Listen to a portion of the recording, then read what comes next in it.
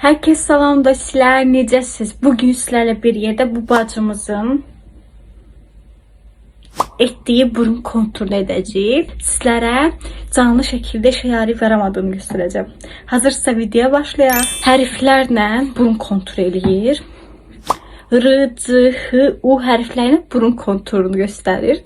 Görək nə dərəcədə şərait. Hazırsa başlayaq. Məndə Ok firmasının belə bir konturu var. Əslində mən soyuq alt tonunu istifadə etməliyim, amma əvvəllər aldığım kontur isti alt tonu olduğu üçün məcbur bunu istifadə edəcəyim. Normalda mən dodaq karandaşı ilə burun kontur eləyirəm bu arada. Krem konturunu etdiyi üçün mən də elə eləyəcəm. Birinci R hərfi çəkir. Sonra C hərfi eləyirik. Amma tərs C eləyirik. İğnə olmağına diqqət yetirək. H hərfi eləyirik. Alt qismini də eləyir. Elə fırça istifadə edəcəm. Biraz sıx fırçadan. Yayaq.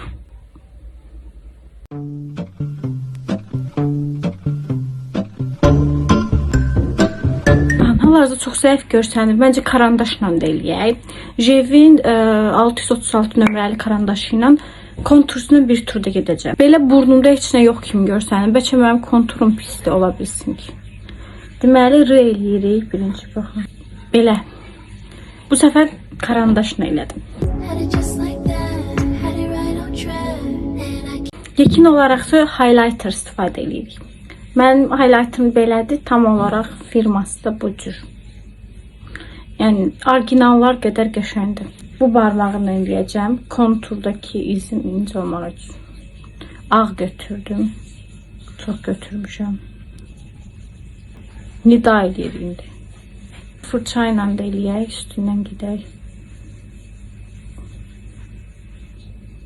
İndi yayaq əlimizlə. Mən üstünə çil də əlavə edəcəm. Temudan almışam.